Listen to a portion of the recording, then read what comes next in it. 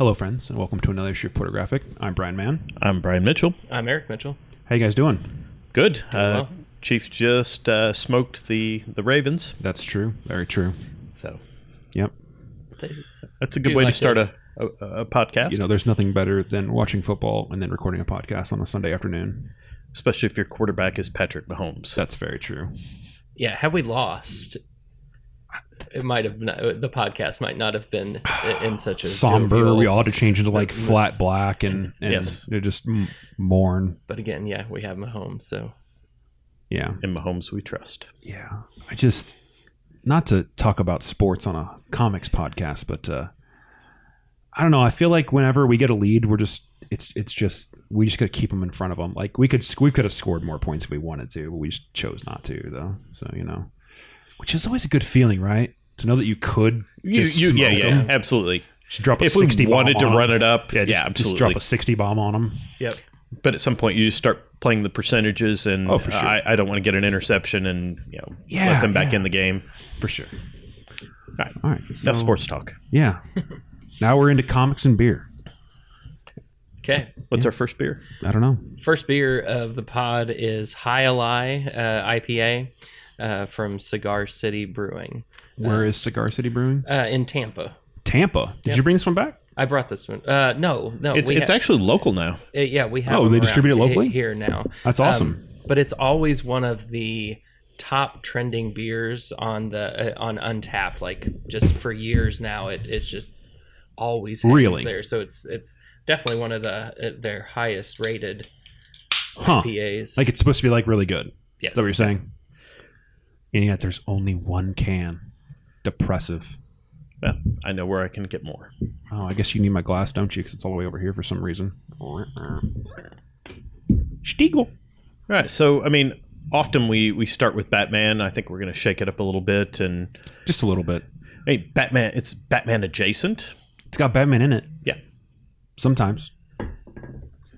The book we're referring to is the fourth issue of Event Leviathan. Yeah, so it's a good solid IPA. Yeah, we're drinking. Sorry, dude, you can't crack a beer in front of me and expect me to just. That's very solid. Look at it. I like that a lot. After all the hazies that I've been drinking that are more citrus forward and less bitter, it's nice to get kind of a bit of a hop sting to that. Yeah, and for some reason those just seem like they're on their rage. Oh yeah, like I think it makes it accessible for people who won't usually drink an IPA. Like my wife doesn't like IPAs, but she will absolutely drink one of those. It's pretty sweet. Yeah, I don't know. I feel like they're too similar. Like it's like everybody has a formula for what they put in a hazy IPA, and they all taste very. I mean, there's a few standouts, and I think we're going to try one here a little bit later. But like everybody seems to got one now, and it's like they all kind of taste the same. But I mean, IPAs in general, I mean, usually have the same formula to those. Yeah, that's very true. All right, so Event Leviathan. Yes. What do you guys think? Well, so what the hell was it? Okay, anyway, something flew at me, man. I don't know what it was. So the last time we talked about Event Leviathan, I had thrown out a crack theory that Leviathan was actually Malcolm Merlyn. I feel like my case is only improved here. Well, because where's Malcolm Merlyn from in the comics? Like the same place Green Arrow is from, which is supposed to be Seattle, right? Yeah, they just call it Star City. Right. Yeah, and it's Seattle. Leviathan's home base is in Seattle, Washington. Malcolm Merlyn, yeah, can put Superman down. I mean, Batman with kryptonite can put Superman down. So anything's possible. Malcolm Merlyn has the same resources that Batman / Bruce Wayne does? Question mark? Exclamation point? I mean, I think it Question being mark? Lex Luthor is way too cheesy on the nose and easy to be the villain. And I think that's the only other person logically that would have the access to that level of technology. But I mean, if you just think about bad people in the world, that like if you draw a Venn diagram of like, here's Batman and here's Green Arrow, I feel like I see bad people. Yeah, I don't know, but okay, I'll continue your logic chain. I'll go along with you. I just we're getting down to the nitty gritty here, and we got 2 issues left to figure out who it is, and I don't feel like there's been many breadcrumbs doled out that I've seen. I mean, literally, there's been only red herrings. The only 2 I'm going off of is the Arrow in 2, I think it was, issue 2, that maybe Green Arrow shot, but we're not really sure. And then the fact that Leviathan is based in Seattle, Washington. That's all I'm really going off of. Okay.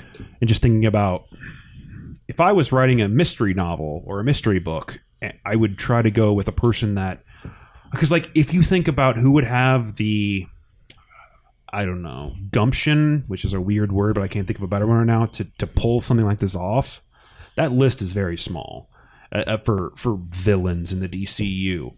And then you think about the people who would have the resources to pull this shit off, and then it's even a smaller list. And then the only 2 names I came up with were like, I came up with like 4 names, like Ra's al Ghul. That was where I was going to go. Lex Luthor. But that feels, to your point, 2 on the nose. 2 on the nose. Malcolm Merlyn. And then I had no idea. You know, I don't know. I mean, could it be so box number 4 is just no idea? I think we've all got box number 4 checked. Box number 4 is Batman running a simulation on people, which we've seen that before too. Okay. That actually seems as likely as anything, but would not be super exciting as an ending.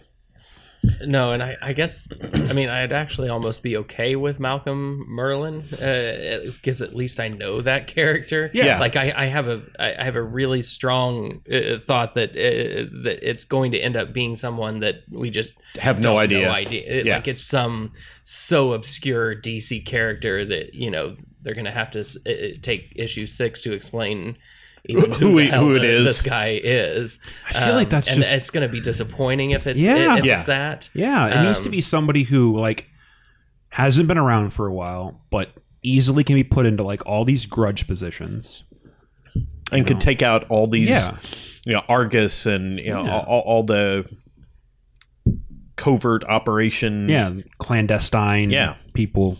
But I don't know. Well, and I'm kind of glad that it's done in 6. I mean, it's not bad. It's also, but you feel like something that you don't need to drag it on 12 issues. Let's tell a good story and done right. You know, you hit the last issue and wow, okay, that was awesome. I was glad to read that story. Well, you know, the thing is like I think we all think that Heroes in Crisis went on a few issues too long, and I mean, I feel like with this one, you know, it was 6. It's always been 6. It's not changing from 6. I like that. A couple of things I really liked about the book. I love how Green Arrow puts Damian in his place. Yeah, that was hilarious. And then, you know, Batman's like, "We've talked about this," because Damian's just full on, you know, going after Superman like, you know, like a pretentious teen would. Yeah, I just don't get it. Like, I mean, how do you think that's going to go? If you're Damian? Yeah. I think he's arrogant enough to be like, yeah, I got this. No, you don't. No. You don't have it, buddy. But that's what makes him kind of an interesting character to me.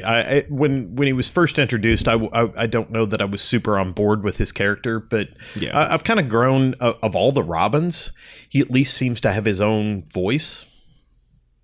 And it's interesting. Carrie Kelly's still my favorite. Well, yeah, I mean... canon, let's say canon Robins. From the uniqueness perspective. Yeah, I mean, I've got a Carrie Kelly pop and it's right back there, and you know, action figure. I'm a big fan. So yeah, and I also like how Bendis writes Superman. Mm-hmm. Yeah, I tried X-ray, telescopic vision. I turned on super speed. It didn't work. I need Batman and Lois. Mm-hmm. Yeah, that was fun. Yeah. Yeah, his writing, I think, has kept me interested in this because I just love the back and forth. I mean, it's just, you know, the constant digs on, like, I think Manhunter, which is such a weird name since there's a Martian Manhunter, but the girl Manhunter, they're having the discussion, and it's Damien and it's Green Arrow and Plastic Man, and she says something like, the adults are talking to Tiny Titan. It's stuff like that. Slap in the face. Yeah. Just like, even when the story isn't progressing all that much, and I still like the interactions. And that was a big part of, like, I felt like why I liked his Defenders run there towards the end of Bendis at Marvel,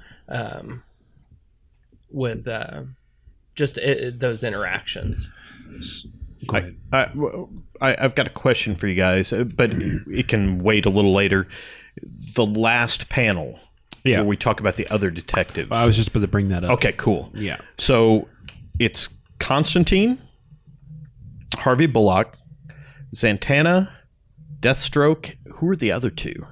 I don't know, but I'm pretty sure it's like some dude with an E on his chest. Justice League Dark is what it feels like.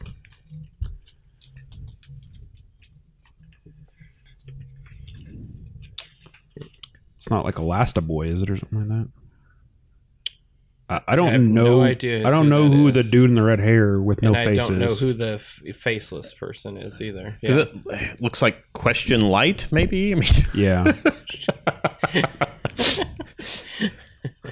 So I don't know. I was hoping maybe you guys would know, but what is it? He's the mark. It's just is he question. Paraphrase? There you go. I like it. Paraphrase. But it's been a fun run on this book. Yeah, it's just it's because I started out a little lukewarm because I didn't feel like everybody's voices were completely what they were supposed to be. Yeah, but I mean, one of the things that I think Bendis does really well is interpersonal dialogue, like you were talking about, Eric.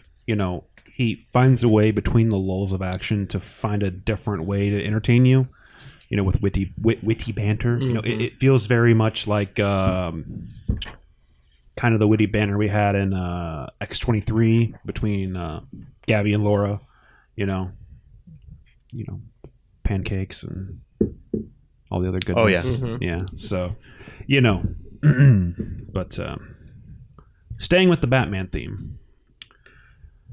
We have the 78th and 79th issues of Batman. Obviously, we're going to talk about 79 first. I mean, 78 first, because why would you? Yeah, I feel like I'm late to the party on this one. Late to the party? Yeah, because on Batman Day, it was all about this. But yeah, I know. The first thought that I wrote down is, when did Batman turn into Magnum P.I.? Oh yeah, I think they've totally. And then it's just all totally over the place. So apparently, I was not the only person to draw that correlation. I just second thought, Catwoman is drawn very, very well. By very well, you mean voluptuous? Yes. And then my third thought was, Alfred died last issue. Yeah. Should we open with Bat and Cat in kayaks? I don't know. I think it said in there that this takes place before that the was issue. 79 said that. Oh, was it not till 79? Yeah. Okay. Because I mean, we'll look, but go ahead. But I know for sure 79 said it. I mean, not knowing the end of the story, I feel like it's a weird place to put this issue, but I mean, it says now. 79 for sure said it. Yeah, but so 79 definitely says this takes before 75. But I really enjoyed the issue. I mean, Bat and Cat are back together again. It's super well written, exquisitely drawn. I feel like everything right with the world again. Yeah. So my only hope is, this time it sticks. That it's not a on again, off again. I don't need a, Ross and Rachel. Oh, Jesus Christ. Yes. Yeah, I just threw a Friends reference in. Good, dude. My first thought that I wrote down, actually with both issues, as the cover, the reunited, rekindled, ready for revenge. And then you read the story, and it's nothing to do with playing on the beach. Yes. Watch out, Bane. We've got our kayaks out. We're taking a dive down a waterfall. And I mean, I love the issue. It was great. I mean, and everything that you said, the art was good. I mean, it's their relationship that just makes these comics go. I mean, for me, I thought it was really cool seeing Tom King talk about it a little bit on Twitter. Yes, because somebody was kind of like, why'd you decide to make Batman into a romance series? He's like, I love my wife, and this is basically based on my wife and I, and even farther into the, they can't remember where their first date was, rooftops or the street, and so that's where that comes from. I mean, how cool is it that he's just put all this personal stuff in there and made it into a really good Batman story like you haven't seen before? And I think, to your point, we haven't seen it before. We've seen Batman do all sorts of other stuff. It's a story. You've got 80 years of Batman. What haven't you done with Batman? His back's been broke. He's been captured. He's done this and done that. This is something we haven't seen before. And a good writer, I think, draws from personal experience. And we definitely see, because it feels like those two characters are truly in love. And it's not just, Harlequin romance love. It's, hey, we've got problems. Hey, I'm a thief. I really want to steal this diamond. You can't have it. There are back and forth and conditions and circumstances that play into that. Very much so.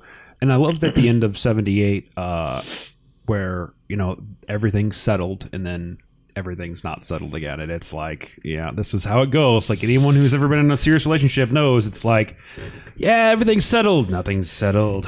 And we're back. Round 3. Yeah. Or 20. On to 79. So after 78 with no action, we get to 79 with also no action. The only worry that I have is there's only 6 more of these boys. There's a little bit of action, and I would say there was a really nice Batman Year One homage right at the beginning. I know, but it just... I had the same thought as you. My first thought with it was, another beach issue. But man, it's like, then by the time I was done reading it, and you get to that final page, and the boat or the street is resolved, and we met on a beach. Like that's okay, I'm fantastic. okay with this. Absolutely, but I do get what you're saying too. I mean, we've had this city of Bane running across the tops or the bottoms of all of these comics for the last few, and we've went away from that, not seen it the entire time. So, but and this said events take place before Batman 77 in this one. So, I kind of weird that. That's kind of what I was like. I feel like with 6 to go, you're gonna have to figure it out. And I mean, he's definitely made a decision to stay with one scene throughout. Whereas a lot of comics, you're going to get a few pages here and a few pages back and forth. Like, we're not going back to Gotham. Yes, and then this is going to, we're not doing the back and forth. We're focusing just on. And honestly, I think if it was done that way, it would very much take away from the dialogue, the great dialogue. Because I mean, like, basically these 2 issues are basically just a compromise in a relationship, because it's starting out basically in 78. You have, where do we start? Where was our relationship? And by the end of 79, you come to this mutual agreement of, it was on a beach. Just if anybody asks, we met on a beachfront. And that means something, because it's like, I'm here and you're here, and we decided to meet here. So I feel like that's the point of these. That's the final acceptance of he's a good person who does bad things, and I'm a bad person who does good things. Yeah. And we've found a way to coexist. That we're both on rooftops and we're both in the street. Or on the boat. On the beach. So something I picked up on, and I'm interested to get you guys' feel for, Batman says, or Bruce Wayne says, because he's not really wearing the cape and cowl. You mean Magnum P.I.? Magnum P.I., fair enough. Alfred signaled he's safe. I'm sending Damien in. Yep. So is it possible Alfred's really not smoked? Well, I think it happened before the issue where he got smoked in. But I mean, if Alfred's safe, Alfred was tied to a chair, and then Damien gets captured. The only thing that makes me think maybe that's not a thing is Tom King's tweet. You know, somebody's like, you know, what's up with Alfred? And he's like, yeah, it's not good. Yeah. But that could just be, I don't want to give it away. Clearly, I kind of hope so. I kind of don't want Alfred dead. Yeah. Well, I mean, when they start over with 1 or 86 or whatever they're going to do, I mean, Alfred's going to be alive again. So, you know, Alfred's not going to stay dead. It's possible. And we'll see. Then the other thing, I mean, and I feel like I've already talked about it, I was waiting for Higgins in the red Ferrari to show up. Yeah, but yeah. Of course. Yeah. I mean, deliberate. It cannot be anything but deliberate. Yeah. Except I actually, when you said that, I kind of thought you were going to go with like, you know, I'm sending Damien in, like, you know, is that going to spiral Bruce downward if he was the one that was sending Damien in and that ended up getting Alfred killed. You know, what will the ramifications I hadn't really thought about it until you said that. I think it's going to be an important plot point because, you know, at the end of the day, Alfred's Bruce Wayne's best friend. I mean, before Catwoman. I mean, yeah. But I mean, father figure, friend, confidant. I mean, nurse. Yeah, doctor. I mean, the whole. Yeah, it'll be interesting to see if he's real dead or if he's just there's some elaborate permadead fake plot or whatever. You know what I mean? Next beer? Sure, yeah. Next beer, sticking with Cigar City, and we've got one more after Cigar City. One more after this. This is the Maduro Brown Ale. It's 20 IBUs, 5.5%. Yeah. Named after a dark cigar wrapper, Maduro Brown Ale boasts notes of semi-sweet chocolate, toffee, and hints of fresh coffee. Complex and full-bodied, our malt-forward ale is brewed with flaked oats to add depth to character. Depth to character. Very interesting. So, moving on to Marvel's Daredevil number 11. You mean Red Batman? I loved that. Red Batman Day. No. That's Moon Knight. If you bag and board these bad boys. Yeah. Yeah, that's just not going to stay up there. You may got one that's bagged and boarded. I do. Uh-oh. That was out of order. Mistakes were made. Yeah. There we when go. you run through all your bags and boards. Run out of those bags and boards, yep. Yay, Chichetto's back! Yeah, the first thing I wrote down was thank you for the Chichetto art.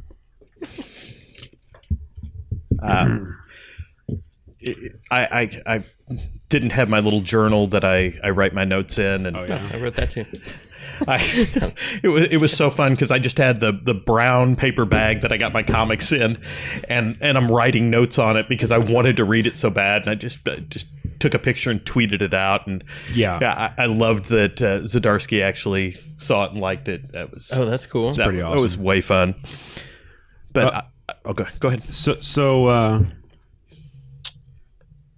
I mean, I don't know how we want to go through this. If we want to just start at the beginning, because like I just want to jump all the way to the end, but we don't have to. I love that Elektra is beautifully drawn. Yeah, I love that she's taken over as the new Stick, which is pretty fantastic. I think it's good. It really is. It's a good way to bring her back in and make her relevant to this. I mean, other than being an adversary, this is a great way to. Yeah. To rate my beers. So Spider-Man's contributions, I feel like are good. I don't know, because like he gives Detective North a talking to. Is that how you would describe it? Pep talk. I don't know if I say, because I was gonna say it was a pep talk, but it was more like it's a lecture. It was more like a. Well, I mean, and I love some of the. Yeah. I mean, some of the dialogue there was. So set the scene up a little bit. I mean, Spider-Man basically kidnaps him, web shoots him against a wall. It's dirtier than you meant it. Okay, yeah. And then really says, hey, it's gonna, the webs wear off. Yeah. But getting to that, North sets up a sting operation to capture Spider-Man. Before we get to Spidey webbing him up and taking him away, which I was kind of hoping he had kind of a turning point. North had a turning point in number 10 with Daredevil there in the police station and realizing, and no, very next issue where we've got a sting operation to capture Spider-Man. It didn't go well for him at all. At all, no. No, but I mean, I think you have two people on opposite. I mean, I don't know what they're trying to do here, because like Detective North is the lawman, but he's headed down a kind of a darker path right now, because he smokes those dudes in the police station, and then Daredevil allows him to stay clean, and then the next issue he sets up a sting operation to try and reveal or get Spider-Man. It's like, okay, you started out as the good guy. Why are you doing bad guy things? Why are you doing potentially ambiguously bad guy things? Well, it's because the other cops, though, that are pushing him towards that. I mean, they basically killed his partner and tried to set him up multiple times. And I feel like he's to the point where the ends justify the means. He just wants to get his objective and almost doesn't care how he gets there. That's a dangerous person. It is, and that's why I think Spider-Man has to have an intervention. Yeah. The other thing I wanted to comment on is I think Zdarsky really gets Spider-Man. I mean, there should be zero question after 310. Mm-hmm. Oh yeah. But man, he really has Spider-Man's voice down right. Mm-hmm. My question is, do you think he could reboot Defenders? Because he obviously gets Daredevil, he gets Spider-Man. I mean, that's two of the big. I think I would read a Zdarsky Defenders. Yeah. I just don't know that it's necessary. I mean, I understand. Nothing's necessary. I understand, but getting to read two Daredevils, I'd be okay with that. Yeah, just doing kind of low level stuff. No huge villains. More just like Hell's Kitchen-esque. Yeah. And find an interesting story to tell there. But man, I really think he could do that, and possibly should do that. Just create a new comic called Hell's Kitchen, and then just have random like anthology stories with different characters that would intervene in Hell's Kitchen. I like that. Hell's Kitchen, and then bring the Fair Lady in and have it be a Hell's Kitchen story, just in its entirety, each issue. Yeah. Almost like a TV show in a comic. And it gives you a cooler name than just saying like the Defenders, or even because they love saying Marvel Team Up or Daredevil and Friends. But you call it Hell's Kitchen, and suddenly, maybe Gordon Ramsay's the wow. He's the narrator. Might have to be on Marvel Black Label or whatever they're going to call it. Yeah, but then towards the end of the book, we have clearly not Daredevil. So any takers on who that is? I got my guess. It's the librarian's husband. Ooh, that's a long shot. I mean, it's clearly not Daredevil. Yeah. Oh, yeah. It's clearly not Detective North. So I don't know. I just figured it was just some schlub, but it would be cooler if it was connected somehow like that. He's seen all these crimes going on, and he's trying to do something. I mean, because clearly he has good inside of him, because he ran into a burning bookstore to save anything for his wife, and gets pretty burnt up, if I remember correctly. And then, I mean, we don't really see him again, and ever after that issue, because after 10 we don't see him in this. I don't think we see him in this I don't issue. remember seeing him, but but I think it's the husband of the library chick. That's a good guess. Cool, which will be really funny, because when they confront each other and he's like, yeah, I stooped your wife multiple times. I did repent for that, but I still did it. Yeah.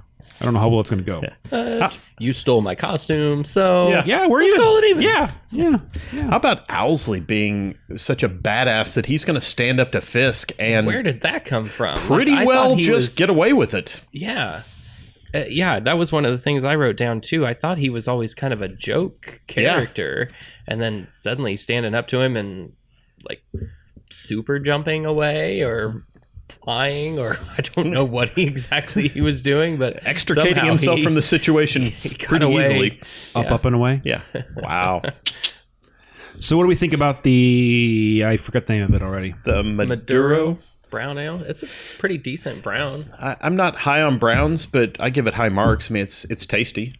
It's definitely more roasted malt forward than anything, I feel. Not bad. I kind of like it. Yeah, it's not bad. It's drinkable. To me, usually if I'm going to drink a dark beer, it's going to be a stout. But as far as a brown ale, it's very flavorful. Oh, yeah. Yeah. Mm-hmm. Kind of complex a little bit. Hey, get that right at the end. Yeah. Yeah. Any more on Daredevil? I think that was, we hit most. Looking forward to number 12. That's all we're saying. Moving on to King Thor number 1. So now we were all real excited with the War of the Realms, and this is a spin-off? ? Yeah, I was equal parts concerned and excited. So it's Jason Aaron. Obviously knows how to write Thor regular, but King Thor.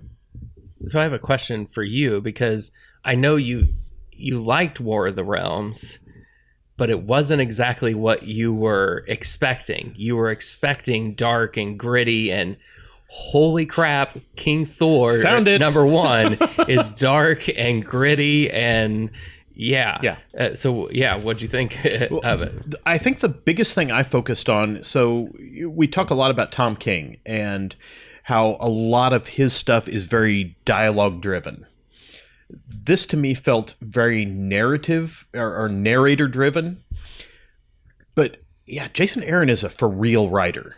It's not just throwing in these and thous that make Thor. This felt like King Thor. Mm-hmm. Yeah, I really liked it. I'm intrigued. The three girls, ladies, I would have liked to kind of get more out of them, and I'm sure more's coming. Mm-hmm. It's two completely different styles of storytelling, but for sure. I'm on board.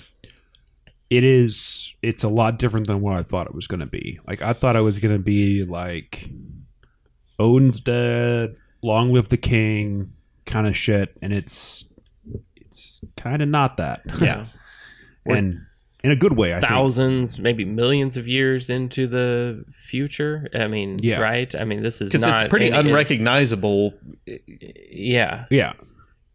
But I think that's by design. I mean, clearly. Yeah. But it's one of those like Thor adjacent books. Like I mean, clearly it's Thor, but it's not like Thor. Like, I don't know how to describe it, but it's not like Thor 13 or whatever. This is more like a Dark Knight Returns Thor. Not that it's that, but I'm just saying it's clearly not canon. But he's done non-canon books before, and they've turned out really well. But yeah. But the only bone I had to pick in here was the art was kind of all over the place for me. Like it didn't hurt the story at all, but I felt like War of the Realms was really good art, and this was not bad art, but it felt. Well, it was like it wasn't detailed enough. Maybe is what I'm looking for. I don't know. It's like Daredevil without Chichetto. Yeah, maybe. I mean, nobody really had a giant complaint, but once Chichetto was back, you're like, yay! Yeah, I didn't really. It didn't jump out at me, bother but me. I think I know what you're saying. Story. It has no effect on the story. The story's still really, really good. It's just I feel like there's detail. So this is actually. I mean, this is like the actual Thor line, though, right now, isn't it? I mean, it's Legacy 723. Yeah. So this is. I mean, he's telling this story, but it is actually. It's in the canon. Yeah. The other really cool thing. I don't know if you caught it on that first page or not, but I did think it was pretty neat. So as they're describing King Thor, it says their grandfather faces a fight of his very long life. Eons ago, he faced an ancient enemy named Gore, wielder of an ancient force called the All Black, born of the god Null. Yeah, I saw that. Forced. Yeah. So they're tying it into a little bit into Carnage. I mean, if you're Donny Cates, how cool is that Jason Aaron has now taken one of your creations and put it into his Thor book? Yeah, Thor mythology. He's had planned for years. I mean, that's pretty awesome. Wow, that's crazy. Silver Surfer Black, number 4 of 5, right? Yeah, I think we're 4 or 5. Almost done with it. So, correct me if I'm wrong here, Eric, but aren't watchers supposed to watch?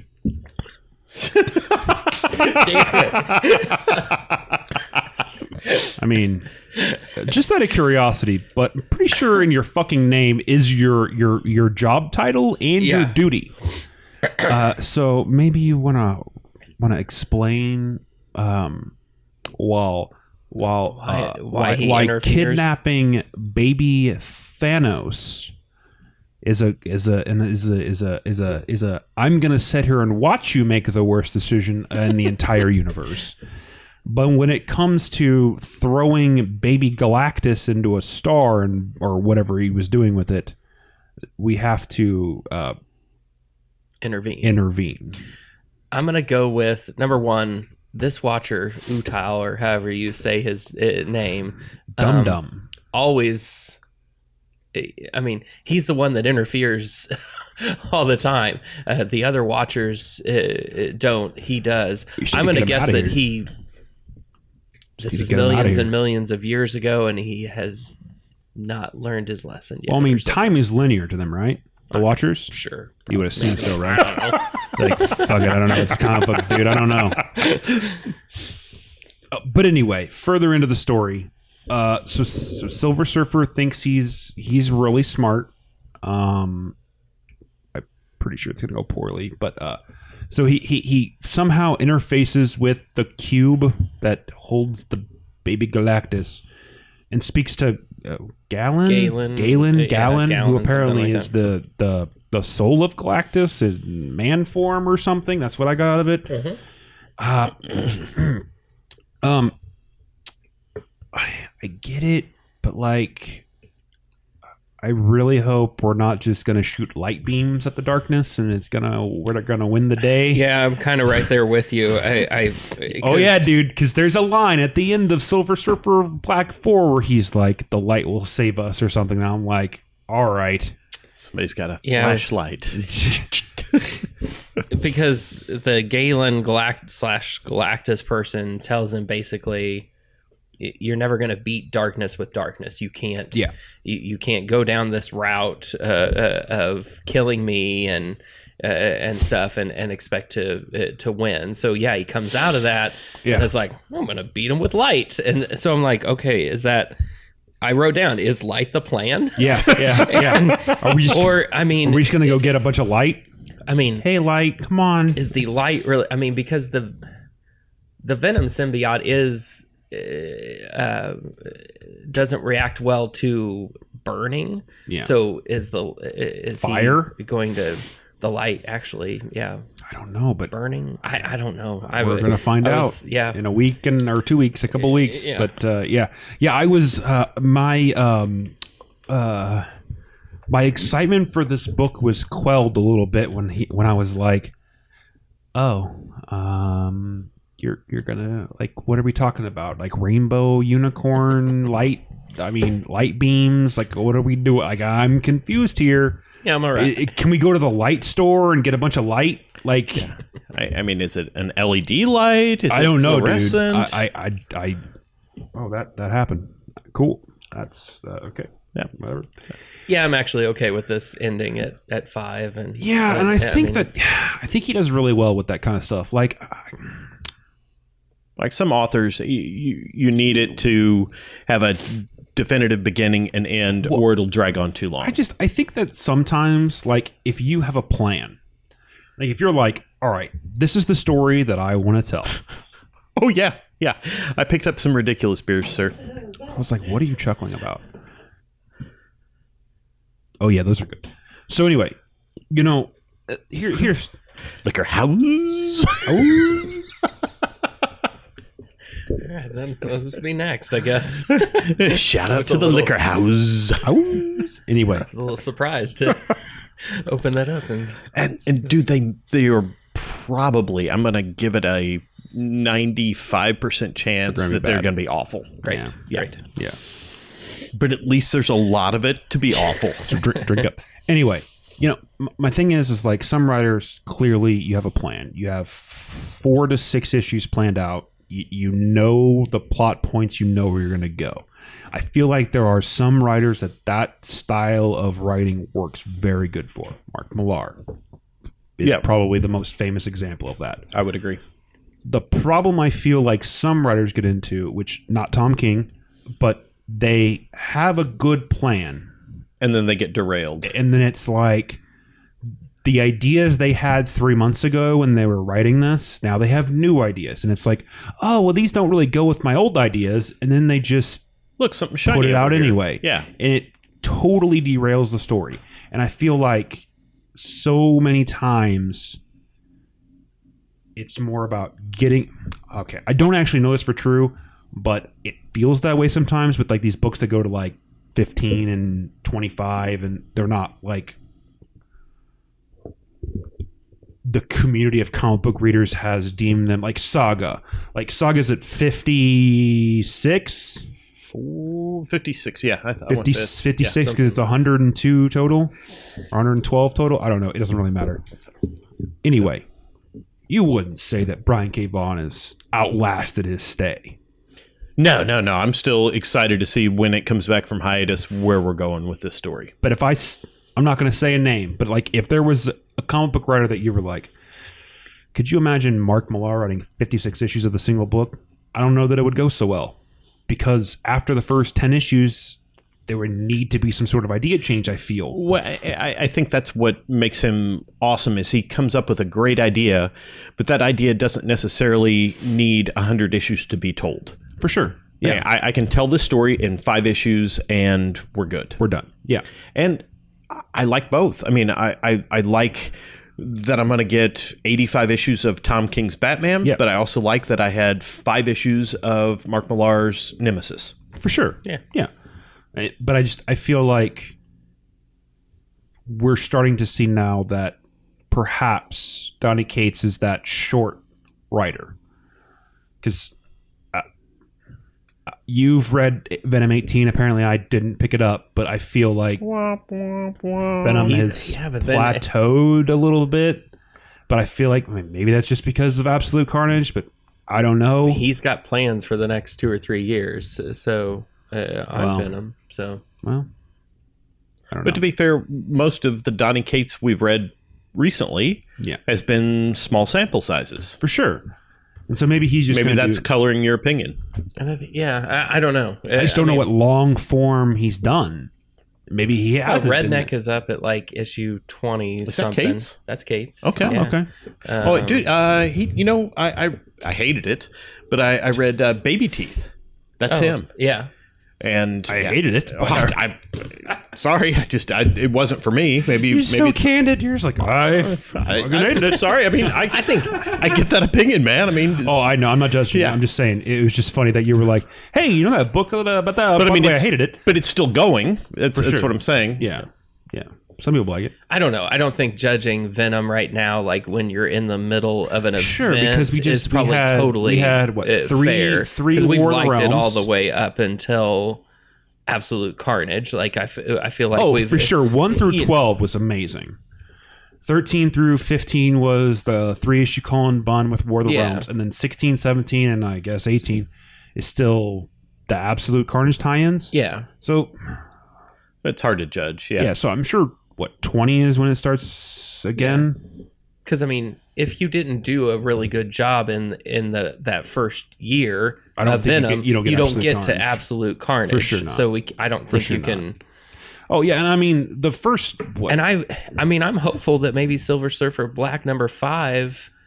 I really hope it does. Like I hope it picks up, and I hope it somehow ties into something. Like, well, I think it has to, because I mean. Because why else would he be doing it right now? Like, if it doesn't at least tie into what happens in Guardians, or maybe something. Well, see, that's what I was saying. That's what I was. Remember when I was telling him, I was like, "Hey, if you flip open Absolute Carnage and Silver Surfer is there, there's a reason for it. There would be a reason for it, right. Because he's bringing the light. He went to the light store. But it strikes me as odd that my fear is he's getting pulled too thin, because he's writing Guardians, he's writing Silver Surfer Black, he's writing Venom, he's writing Carnage, he's writing, like, how many Marvel books alone is he writing? 4, 5? 4, yeah. And then he's writing Rednecks and Baby Teeth and probably some other shit we can't name right now. It's like, I understand that, but like, if you're not a prolific writer, which I'm not saying he's not, I feel like, I don't know. There's a reason why Frank Miller only works on one thing at one time. Not that Superman is that great, but like... Oh, no, sir. No, sir. But I mean, I don't think he was writing 4 other books when he was writing Dark Knight Returns. I don't think so. I don't think Alan Moore was writing 6 other books when he was writing Watchmen. So... He's good. I'm going to stop talking myself into a hole. Powers. Okay, good. Let me get the next beer is Deschutes Little Squeezy Juicy Ale. It is. Surfer, was this yours? Yeah, it's his. Yeah. I got it. 40 IBUs, 5%. Delicious. Refreshingly juicy. Effortlessly delicious. Drinkable. Freshly squeezed. Lots of lees. Lots of adverbs going on there. All right. I love me some Deschutes. Dude, I've been on a kick, dude, recently. And they had that Red Chair or NWPA, Northwest Pale Ale. It's Northwest Pale Ale. F the police. I'm pretty sure that's NWA. Anyway, we're talking about... We got 2. Powers of X4 followed by House of X5? 5. Yes. That's what my notes say. 5. So Powers of X4. So the Cape Talk is amazing. Okay. I'm sorry. Right, I pick out the most important things about the comics to talk about. For sure, dude. And to me, it was the Cape Talk. So they can't all be House of X4. Clearly. Because you need ebbs and flows in content so that the ending is good. Because, I mean, if it was just all good, you'd be like, all right. But, I mean... I'd be excited, happy, on board. Whatever. I get what you're saying. I mean, you need to tell a backstory in any sort of medium. And this was still a huge thing that you're pulling, you're getting Sinister on your team, whether he knows it or not. Which one? Because I have questions. Oh, I know. I have questions. Yeah, I don't know all about all the different Mr. Sinisters. I wasn't aware that there were a bunch. Okay, well then I just did a quick research. It was Uncanny 212, I think, where he popped in. It was 1986, Chris Claremont. But I had no idea there were a bazillion Mr. Sinisters. I didn't either. I think he has the ability to clone himself. But that he has now, I don't ever remember that in the past. And I don't know. He's always been a little bit out there, but like the sassy gayness is. I loved it. I thought it was hilarious. I mean, it's completely various from Game of Thrones. I mean, he's the spider. Oh yeah, I didn't pick up on that, but you're 100% right. I mean, it like as soon as they were in his and you lair. and you start seeing the sinister secrets. I was like, oh, it's a Game of Thrones kind of vibe here. So okay, so the only one, because we kind of texted back and forth on this a bit. The only one I really kind of picked up on was Sinister Secret number 5. I mean, it's got to be Wolverine, right? Wolverine, but who's he with? Because it's like Christ Jesus. What, have we went too far down the rabbit hole? Dude, you guys are a bunch of nerds, man. These were fun. Bunch of nerds, man. I think I figured out a couple more freaking nerd of them. But I couldn't figure out who it would be that he's with, because it says he's the best there is at what he does. So it's obviously Wolverine. She's married with a kid. The husband knows exactly what's going on, but who is he to point the finger? Like, I have no idea who he'd be. Okay, married and has a kid. So in the Wolverine, Frank Miller, Chris Claremont, I can't think of the Japanese girl's name. Marimoto or something like that. Makito or something like that. She's Mimiko? married. I think it's Mimiko. Oh, it doesn't matter. Okay, yeah, I know who you're talking about. Yeah, the Scarlet Samurai thing that he goes to Japan for. Yeah, could be. I don't know, but it's so much fun. I love these little. This was so Sinister Secret number 3. Years ago, a deceased redhead pretender. Do you remember the Madeline Pryor storyline with? She acted like she was Jean Grey, but she was actually the Black Queen of the Hellfire Club. That's definitely number 3. Okay.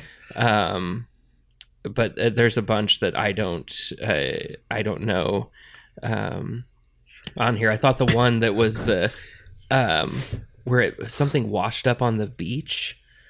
I don't know where. Yeah, while every Sinister has been busy wondering how they might be affected by current events, almost no one noticed what washed ashore. Something. It's got to be just fun. So 7 is definitely Cyclops and Havoc. 2 brothers jumped out of a plane because their parents died in a plane crash. That's delightful, by the way. What about 8? But interesting. So there's more Summer Boys is basically what number 7 is telling you. Okay. Many wondered if there was a third. If we told you there were more, would you believe me? Probably not. So there's more Summers kids out there. Okay. So number 8, he said. The fittest of all mutants. Who would that be? I know that one. I felt like I should have looked that one up and I didn't. Who's routinely surrounded himself with a particular numbered entourage. What? I don't know who that would be. Numbered entourage. The fittest of all mutants. Oh, Apocalypse and the 4 Horsemen. 4 Horsemen. Ah, well played, sir. Why would he be the fittest of all mutants? Well, he's been around. Like when I think the fittest, I mean like I know. Yeah, I would think like Colossus or Juggernaut. But not Juggernaut. I mean, fittest of all mutants. Maybe not. I don't know. But that's the only. But that's a numbered entourage that I could think of. But yeah, those were definitely fun. The thing that I didn't like in this issue, like, I'm sure it has some kind of bearing, but the year 1000 stuff, I'm not sure where that's going. With 9's Rogan Gambit. Okay, read 9. I know. They say the kids are all right, but it's not all right in paradise. This couple has been apart for so long. Friends are expecting that when they see each other again, fireworks are going to ensue. Is the universe ready? Judging how unprepared everyone was for what's happened so far, we kind of doubt it. But so I mean, that could also be Cyclops and Jean Grey, or Cyclops and or it could be Kitty and Colossus. Yeah. And then when it said fireworks, that went through me because I thought maybe it's Jubilee. fireworks. That's what made this fun. And then the other interesting thing is I don't think any of this is real, because in the very bottom corner down here, it says 00.00 lies. Oh, that's fun too. That's cool. So like, but what other comic gives you a treasure hunt that did we go to all this trouble just to lie about all this stuff? To try to take the Rosetta Stone and figure out what cryptic message is in the back, or the sinister lies. I don't know. I mean, they're called the sinister lies. I mean, come on, man. So me, yeah. Okay. I was a little underwhelmed. Well, and like I was saying, they all can't be but there House of X4. There was fun stuff in it. For sure. Yeah, and so I'm still on board. So we've got, is it House? And this one's in red. House of X5. Yes. So is that in the past? Is that what we determined? It's no, it's going to be an event. Powers is House of X5. Yeah. Is definitely red in the far back. Yeah. I thought we said the red line was like... No, the black line was the viable timeline. Right. That was going all the way through. Right, so the red one isn't. But the red's the current... Like, that's the messed up thing, dude. Like, if it's red, then that means this whole shenaniganery with Apocalypse is going to go... But that dotted line, you could follow it all the way through, and so I think it's any of these ? But I guess my question is the whatever you want to call it, arrow line is black, but the solid line is red. I don't know. It doesn't. Yeah. It's crazy enough. But anyway, so I had one tiny problem. I had a giant problem, and I think Brian had a similar problem with it. I didn't know that mutants got hatched like dinosaurs out of little eggies. They do now. This is new. So, and by the way, I mean, it's an awesome rogue. Oh yeah, but she's not in the issue. No. Which makes me at some point I want to look at. And I haven't done it yet and should, all the who's not on the covers of the new issues. And are they going to be included in the new X-verse or... Yeah. So Charles... So the first thing here is it's a callback to the first issue. Right. Yeah. Yeah, to me, by X-Men, and they're kind of crawling out of the primordial ooze and... Yeah. So I wrote down, Charles hatches his new mutants, Storm has a moment, and Apocalypse joins Krakoa. So just going back to that first panel, when looking at it a second time, do you not think that Professor X looks just a little bit sinister in that? And it's hard to tell because, I mean, he's got the Cerebro helmet on. You can't see his face anymore, but... First time through, I didn't really pick up on it. Second time, he looked a little, not Mr. Sinister, but just... But one of the Sinister secrets is that the Sinister that they thought they were talking to, that they thought they had mind wiped and to doing what they wanted, was actually killed way before, and Sinister's been in on it the whole time. So this actually could be... I mean, it could be Sinister behind a lot of this. Brian's shaking his head. I hope not. The cloning and the... I mean, it's his shtick. I don't know about that one. I hope not. I kind of like the whole lives thing where, this is just a simulation over and over again until we get it right. I liked the whole, hey, sacrificing ourselves meant something. Not that Professor X and Cerebro can just take a blank template and now you're Cyclops, try again. So another thing that I noticed and it may just be like they're the unwashed masses and like the ooze or whatever hasn't washed off of them. But like, if you look in those like storm, because there's like 9 panels where the storm and the storm, or the, why do I keep calling her the storm? Storm is like chanting or whatever, or addressing the mutant population of Krakoa. And all the people she brings up there, they got like orangish, like kind of spots on them. Yeah, the ooze hasn't. Yeah, but I wonder if it's like part of the deal. Like, you're not the real Jean Grey. You're like a copy. Well, because you are. I mean, you're basically a lab-grown mutant that gets, the psyche imprinted upon. Maybe. Yeah. Because, like, doesn't Scott, like, not know who he is? And then Charles the first thing Scott says is, "Did we succeed?" Or something to that effect. Did it work? Or something. Okay. Yeah. So he knew immediately what had happened.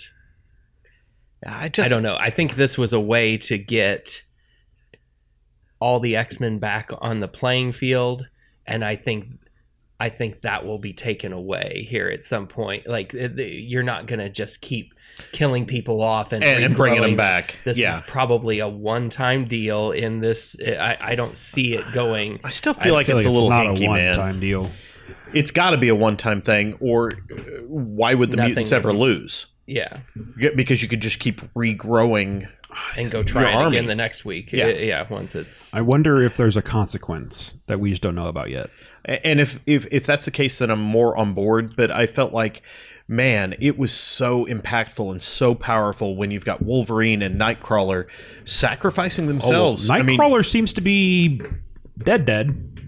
I didn't see him. He was back in this issue. He was one of them that... well, that shows how much I was paying attention. Because it was his tail that was conveniently placed when everybody's naked. Yes. In the panels. Yeah, and he was the fig leaf. The tail is covering up spots, which... Yeah. So I felt like that took away from some of the impact from their sacrifice. If it's a one-time deal and that gets taken away, I'm way more back on board. But... it felt cheap to me. I wasn't really on board with it. So the only other thing that I want to throw out there is we talked about this 11th life. Yes. There's no way like this is the birth of that 11th life, right? Dude,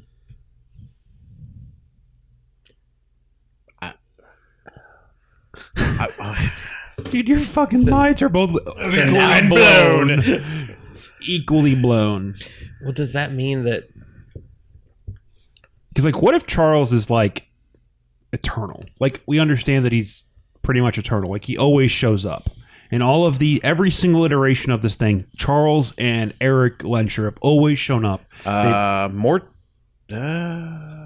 Didn't say Magneto showed up, but I'm pretty sure Eric's in all of them. No, Eric's offspring is in them. The what you talked about, the green Magneto. Yeah. Okay. But I don't want to speak out of I think Charles is in all of them. I think. But Magneto for sure, I don't think is in all of them. Right. But a version or an offspring of him is in there. The vestigial signal of his character. I'm trying to think back to the Mariah Taggart very centric issue, whether he was there or not, and I think he was at the end because she is like, "You guys got to get together." Right, and she's talking to the white Magneto, right. which is Magneto. Yeah, yeah. But for anybody listening, this sounds crazy. Yeah. You should listen to our me review Gideon Falls #1. I've got one almost like that, but coming up. So I had a couple real quick things at the end. So obviously at the end of the book, all of the villains are welcomed into Krakoa. Welcomed. Not by Wolverine, which I thought was interesting because obviously Wolverine has not been shown all his lives like Magneto was, because his 9th life he was working with Apocalypse, And he was very much against. He was like, "Are you sure about this? Because it's not too late to turn it back." Like, he was not ready to trust Apocalypse at all. So it's just kind of interesting that Charles. I mean, you kind of think of Wolverine as one of those key members that maybe he's not been shown everything. From Myra. But at some point, let's face it, Wolverine maybe not the most cerebral of all the characters. True. Plus, he's liable to try and change something if he knows something. Oh, yeah. I mean, if he feels passionate about it, 100%. I mean, because, the end game thing. We don't tell Tony Stark he's dying until the end. Spoilers. Yep. The Gold Balls thing is just hilarious to me. Like, the character Gold Balls, like, I mean, he's the Jar Jar Binks of of X-Men. Like, that's literally his only power, was he could create these gold balls and throw them out. And I mean, for him to somehow become like this super important, they're not just balls. They're actually incubating eggs. Yeah. I mean, just how disgusting. It's ridiculous, but it's kind of grody, dude. I mean, I don't know that I want to be hatched out of like an embryonic egg sac. Right on, and moving on. Put too much thought into that, sir. I got 2 looks, and they were both like, I'm not touching this shit. Middle West, number 11. So, just have one quick little thing. You don't have to be mean to the Fox, okay? Well, no, I mean, before you even go there, how is this issue 11 already? Because we've picked up 1 through 10. Thanks, dickhead. I mean, it doesn't feel like that long ago that we started picking this book up. Been about a year. It really, really doesn't seem that long. Okay, go ahead. And you don't have to be mean to the Fox. Don't be mean to the Fox. So just out of curiosity, how old do you think Abel is? Like 14? No, 11? I feel like he's more like 9 to 11, somewhere there. Let's just say 11. That's an 11-year-old. Do you think that it's a good idea to get on a Zeppelin with people who are clearly the wrong people? I don't think he had a choice. Well, I mean... And it wasn't a Led Zeppelin. No. It was a real Zeppelin. But... I have a problem with you. Okay, not with. Oh man, that's gonna sound bad. You say he doesn't have a choice. I feel like that's not true, because he got kidnapped, sir. Hold on, can I finish? If he wasn't putting himself in that situation, okay, all right, fair enough. Because he basically told the Fox to fuck off, pretty much, and the Fox was like, "Fine, fuck you then." And then the Fox is like, "Oh. All right, I better go help him." Yeah. And by that time, he's already in a pretty big pickle. Yeah. So I feel like if you're not mean to the person who can save you, then you're not kidnapped and forced onto a Zeppelin with really bad perceived. But bad at people. 11, I mean, that's probably a choice you make. I get it. I'm going to throw a tantrum and I'm going to be. I don't know. I was kind of getting to the. It's a little stale. And this comes along, and then it's like, all right, this. I did not see this coming. Yeah, because I figured he'd head back, he'd meet up with the chick, and then the robot, and the. Well, I don't think it ever really gets stale. Maybe it doesn't move along at as quick a pace as I'd like to figure out what's going on in the story. But I think that's maybe the point. Yeah, it's a coming of age story. Yeah, it's definitely a journey, not a destination story. And but I feel like. Did you see this coming? No, not at all. No. And the little girl from the carnival, shows up and she's captured because she went out looking for him because she's like, hey, we're family. And he's looking for family in all the wrong places. I mean, his dad's an a-hole. His grandpa is an a-hole. Is possibly even a bigger a-hole than his dad. Yeah. And he doesn't want to become an a-hole, but is... Well, that's what I was saying, like a few issues back. He's got to figure out how to quell that darkness inside of him. But all it seems like he's doing right now is just feeding it, which is going to end very poorly, I feel. But the little girl is like, hey, we're your family. Yeah. Family isn't necessarily blood. It's it's who you decide to associate yourself with. And they hug, and they're all smiles, and then he gets kidnapped. They get yeah. But it's like my whole thing when I was reading this, I was like, if you weren't an asshole to the fox, you wouldn't have been in this situation in the first place. But that's a life lesson sometimes you have to learn. Yeah, unless he gets killed, then I don't know that that's necessarily possible. I mean, yeah. I'm sure it is, but I think it would be I think there's going to be a fight or two before that would happen. Yeah, probably. I don't know. But I do have to throw some love to Scotty Young, because I was reading Twitter, and he popped up and he's like, I sent out a negative tweet and then I immediately deleted it. And man, I really and I think you had some insight as to what that was, because I didn't see the tweet. I just saw the delete. Yeah, it's just a Netflix show, and they released a poster for it, and the poster looks almost exactly like Middle West #1, just with the kids down in the foreground, and then the storm in the background looks just like like the human form, that the storm took, and so it looked very similar. So, I mean, as a creator, I mean, that would just really put a burr under your saddle. For sure. Hey, this is my intellectual property, and why would you do that? But he chose to take the high road, and man, I really like that. I see so much negativity on social media, and people just out trying to start fights. It was refreshing to see, hey, you know what? I'm all about being a creator and being positive, and I deleted that. So, yeah, which is good. And then I hope he hires a lawyer and sues the crap out of him. But I hope it was a piece of fan art and it wasn't even real. Because Netflix has probably a warehouse full of lawyers. Oh, I'm sure. Sitting around waiting to... Yeah, just FU money. Just waiting to... High level number thought was going to be the last one, but isn't. Oh, is it ending? Thought it was going to be the last one, but isn't. Oh, no, but I mean, so the next one's the last one? No, I don't think so. I think this was I hope just it keeps end going, of book one, and I think gotcha. But I thought this was going to be the end. I don't have a bunch to say here other than shocking. Yeah, so not going to tell you what happens, but yeah. I mean, I think you kind of have to allude to it. Basically, shocking, high level's a joke. We knew saw that coming. Yeah, we knew that.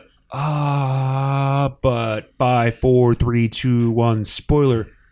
The little girl gets fucking smoked, dude. Just straight up executed. Just straight up double tapped to the back of the fucking head in the middle of everybody. Just bam, bam, dead. 100% didn't see it coming. It was crazy. It's fucking crazy. Yeah.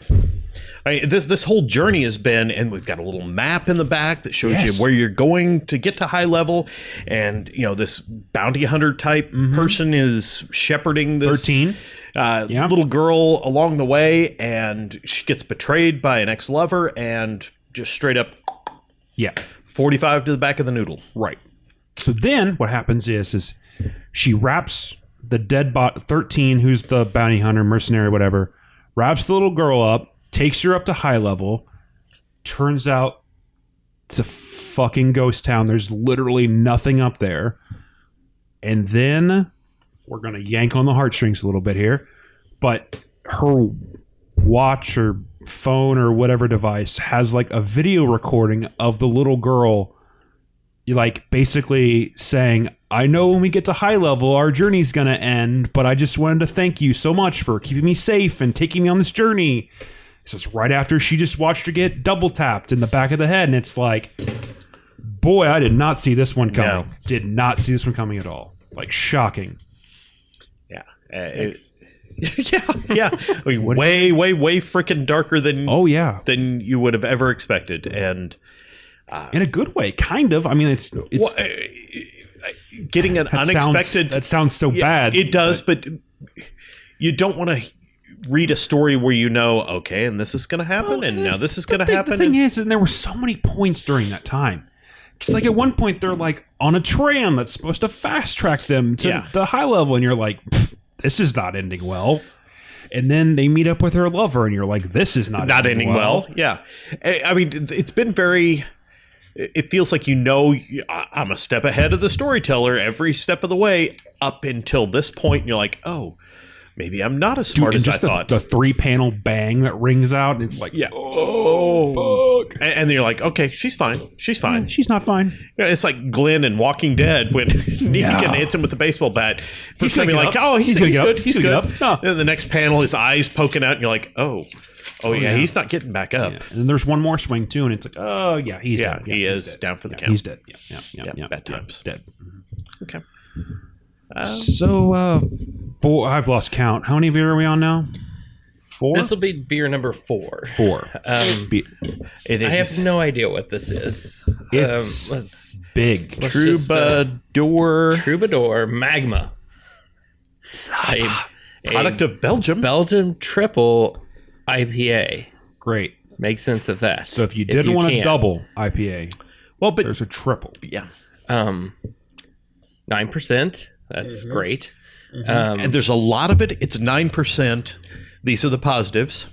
And then did you you want to read the description there? Ich bin mein Gutenberg. Amber ale with dried hopped and re-fermented in the bottle, contains barley malt. Yeah, he's good at translation. Well, it's in fucking English on the bottle, so it's just not the first language. Yeah. It's like right there, like halfway down. Yeah. It's in English. Are you just trying to get me to say random gibberish? I was hoping you'd speak some German. Yeah. Why would you assume that I know German? Why would you assume Belgians speak German? I don't even know if it's German or not. I have a... Oh, wait. Oh, that would have been bad. No, please don't. Just set it down. That's okay. There not there. God damn it. Fuck. Anyway. All right, I know this is going to be awful. I'll slam this real quick. Oh. It even smells awful? It doesn't smell great. I gotta get some of this in my glass. It doesn't smell great. No, it fucking doesn't. It smells like an Abbey Ale. It smells like antacid. It's been sitting on a shelf. Oh, fuck, dude. Where's the date? I don't know that I'd call that an IPA. It tastes more like a Belgian triple. And it's decent. Okay. I don't think it's going to win pod of the beer or beer of the pod, but it's a lot more drinkable than I thought it was going to be, especially by the aromatics. Leaves a weird ass aftertaste, though. At least there's a lot of it. And another one. And another one. Yes. Did you notice that there was? I might just accidentally not pick that one up when I go over to the fridge. Sorry, didn't see this giant ass bottle in here. Speaking of giant ass bottles, Absolute Carnage. Number what does that have 3? to do with the giant ass bottle? I don't know. I was just trying to do a segue, but it wasn't working out. Giant ass character. You could have went that way. So, Brian, I got to ask you a question about this. Yes. When I was reading this, and I flipped that last page, and everyone knew it was going to happen. Oh yeah, the foreshadowing was. I mean, the foreshadowing was very much. So when we flipped that last page, and we saw, we are. Sorry, hold on. 5, 4, 3. Spoilers. We are Hulk, and it was not a Venom Dragon, not a Venom T-Rex. Yeah. But a Venom Hulk. Yeah. Your immediate reaction was completely on board. Okay. Completely on board. Because it's not a Joker head and a lantern. It's the symbiote 100%. The entire 100%, issue. Yes. If you're not going to do the like somebody's Venom and Eddie have kill. Very different agendas where it comes to Norman Osborn. Yeah. It's a pretty cool battle of wills between Venom and Eddie. Venom wants to finish off Osborn. Yeah, Eddie wants to save Scorpion, and he flat out says, if you're not strong enough to end this, I will find someone who is. So when you see Bruce Banner pop up in a panel, you're like, oh, know where this is going. And it makes sense in the story. For sure, dude. I don't have a Joker dragon. I don't have a Joker head in a lantern. I don't have Nith metal or whatever the... Yeah. I feel dirty even talking about Batman metal. So what I wrote down was, I was like, this is either a descent into metal, or or we're on board, man. Like, I mean, because the thing is like, wait, how else are you going to defeat him? I think the whole point is that are you supposed to defeat him? Like, that's my thing, you know, because like, who's the good guy here? Like, you assume it's Venom, but Venom's clearly not a good. He's an anti-hero. Sure. But and what is it, Cletus? Can't. Yeah. Cassidy.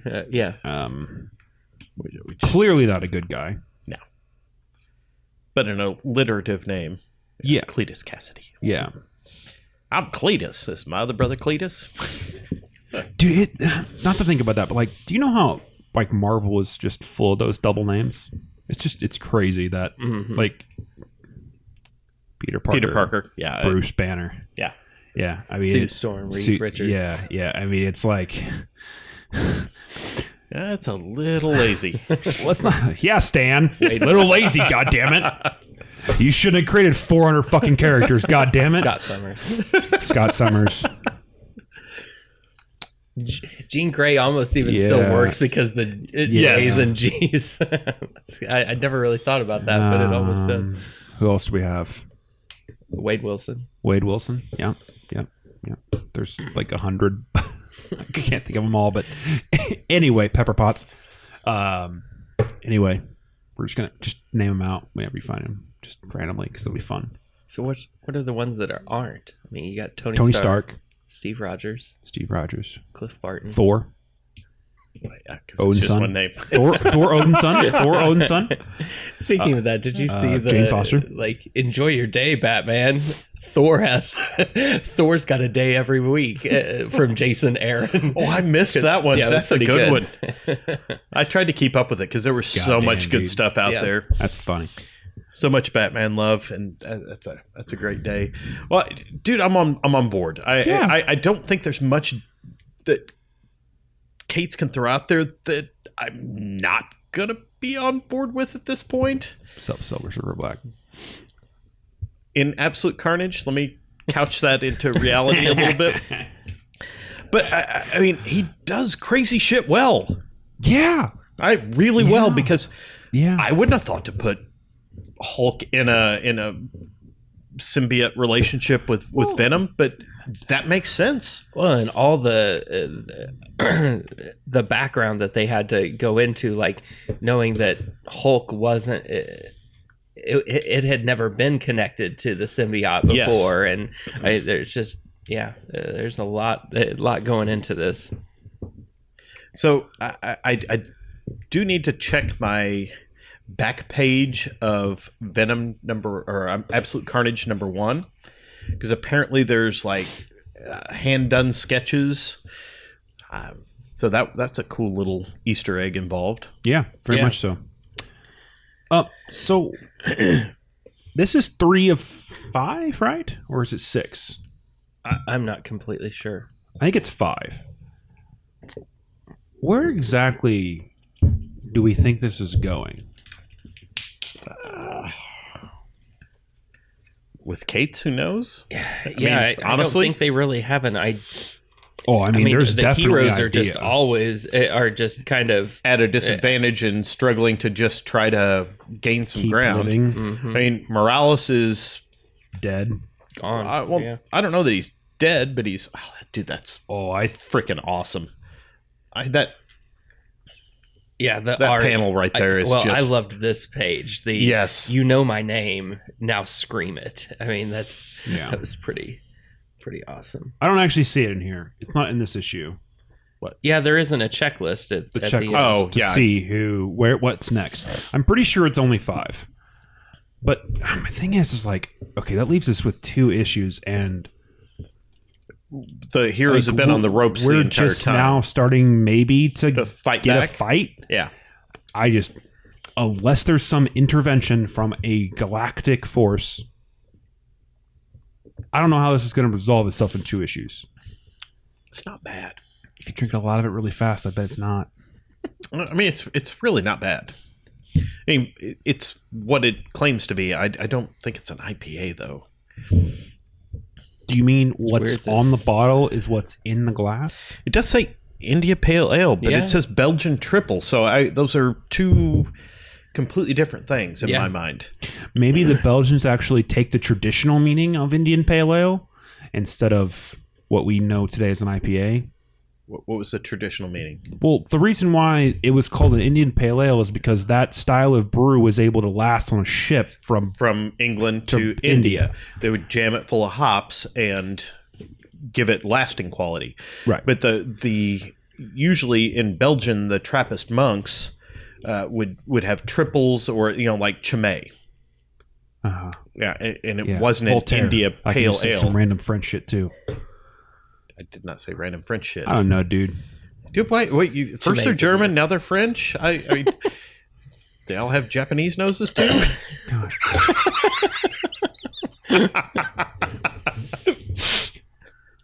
You know what I think would be really funny? Is if we went to like Party City and we all got like masks and like I was like Nixon and then like one of you can be Reagan and then you do Point Break? one of you can do I get to be Swayze guns in the air and go Swayze or Kanunu? Who do I gotta be? I don't know, dude. Where were you going with this? I don't know. We're gonna go to Party City. We're gonna get some masks. I was gonna say we should do a podcast wearing the masks. Okay, all right. I like this. Which places or no. I think this ends somehow with. I think Eddie sacrifices himself in the end How the fuck does Venom stop. Continue then? I don't know, but you're setting up so many of Eddie's failures in this issue. He's failing to tell Dylan who he is. He fails to tell Spider-Man is taking on the responsibility for this happening because Spider-Man still thinks the symbiote came back with him from space back in Secret Wars, which is not true. Not true. And Eddie knows that. Venom, and Eddie doesn't tell him. So, I mean, these failures of Eddie are starting to build up, and somehow it ends with him sacrificing himself. I could see that, and that would be a good ending. I think the worst, but then I don't know how. Or to your point, ending? Venom continues. Is the kid gets killed? Ooh, because of his inability to act. That's dark, but possible. Yeah. Hey man, if you're gonna fuck with shit, let's fuck with shit. If we're gonna kill off Miles Morales in a comic, well, I mean, I assume he's dead. No, he's not. I mean, he's. He's just they're gonna possessed. have to get him. Yeah, They'll have to get sent to a re-education camp and. Yeah. Okay. So Sleeper or what is his name? Stigma? I don't know. Sleeper. Yeah. So I didn't know, that was weird to see him randomly show up in this. But I don't know. Anyway, that's what I think. It would make more sense if you had read Venom 18. Hey, if I could only have remembered to pick that up. Sleeper is explained in that one. Would you like to talk about Venom 18 real quick? Oh, I could. Yeah. I don't want to. It's topical. I don't want to say too much though, because I mean, obviously you've still got to read it. Yeah, I'll find it. Read it. So, my first thought when reading this was to start complaining that, hey, this is called Venom 18 and Venom really doesn't show up at all in this one. Like the actual symbiote of Venom? Right. Okay. No Eddie, no symbiote. Just no one. This, I mean, it focuses on Sleeper, and the kid. Dylan, and the Maker. Fair enough. Who I was going to complain about it, but then, I mean, after reading that Miles Morales tie-in, where all it was here it is from a different viewpoint, and, which is literally what it was. It was exactly the same comic as what happened in Absolute Carnage. I will actually take this over that. At least it gave me a little bit, like, I didn't know who Sleeper was, and this kind of explains it. I'm not going to say fair enough, because you need to be able to read it. But so now I noticed that in Absolute Carnage 3 we get Sleeper and we get Dylan, but we don't get Reed Richards from an alternate dimension. Mm-hmm. Is there a reason for that? Yes, fair enough. Yes. Okay. Yeah. So. Fair enough. No Venom in it, but a decent. Is it good? Worth it? Kind of. You'll start to question the Dylan character after this. One a little bit, because we kind of know what he has inside of him, possibly. So. Codexes. Foreshadowing.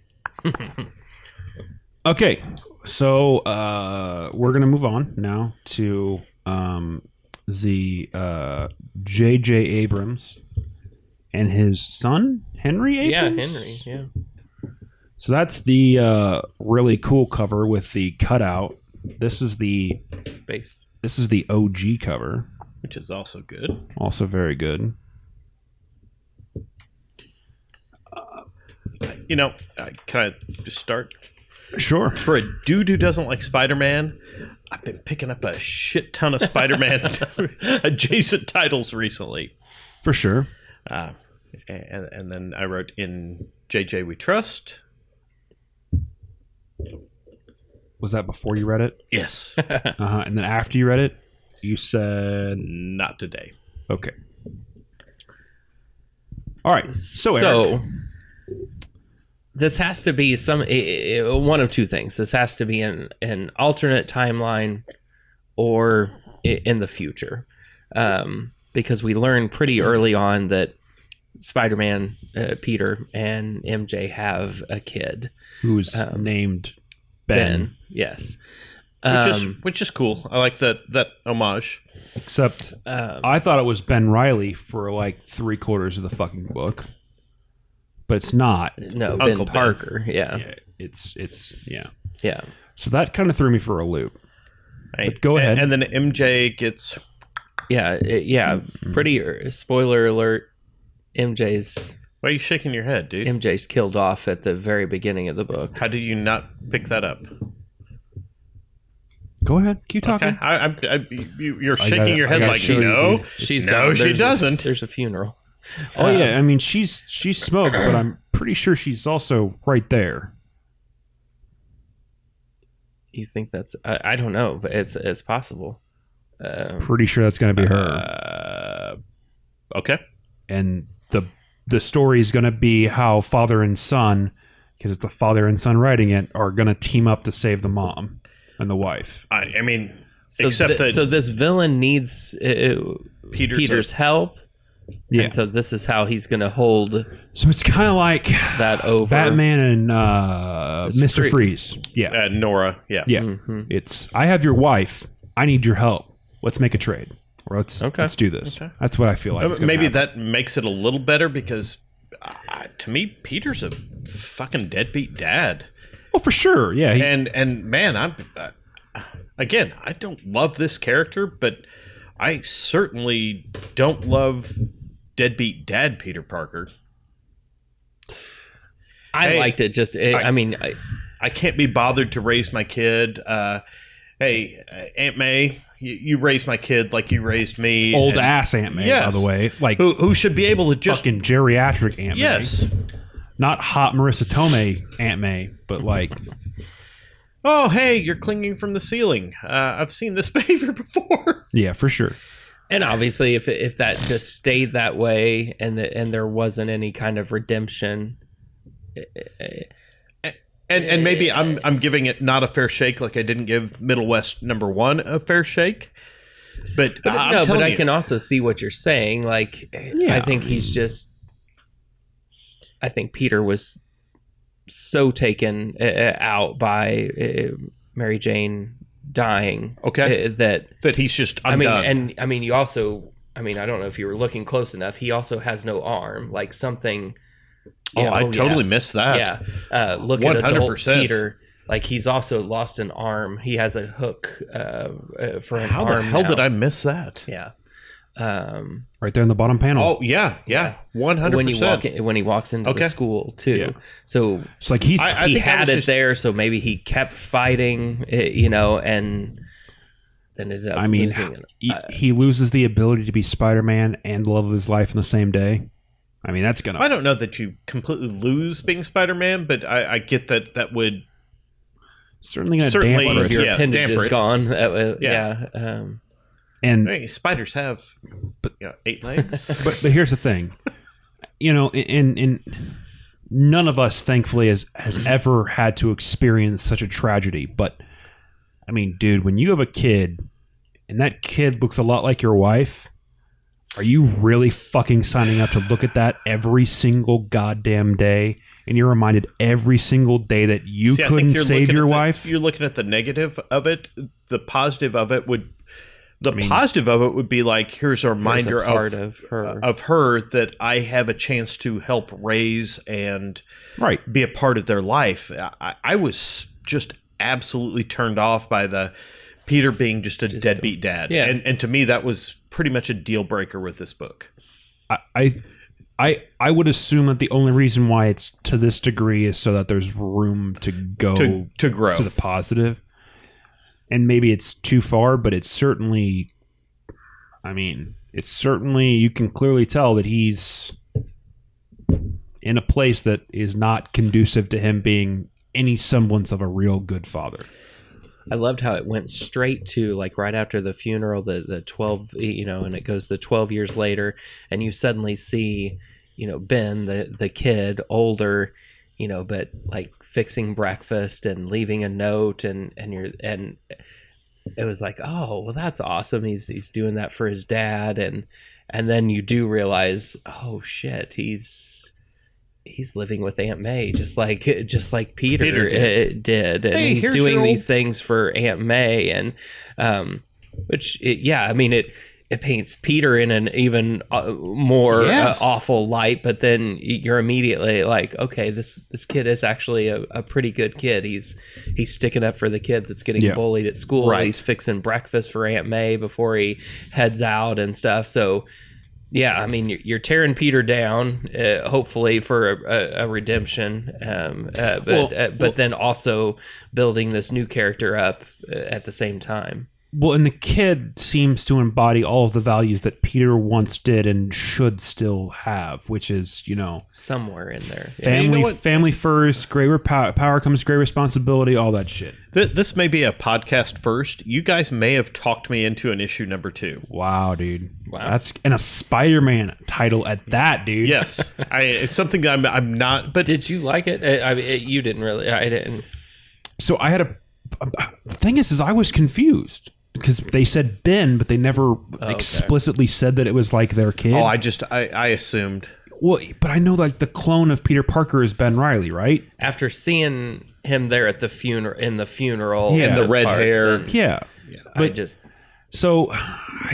the only thing I don't want to see is like father and son both swinging from webs, and because like I don't know, man, it's like. Why? Because that's gonna happen. But it's like, why? If what you guys just painted is what's gonna happen, they're both gonna be web slinging. But the dude's got a nubbin, and wow. So no special Spider-Man. Is he getting like a robotic arm from Tony Stark or something? I don't know. It just seems like you would help your kid become Spider-Boy or whatever the. I don't fucking know what to call him, but instead of like you've lived that life, you've been Spider-Man. No, I haven't.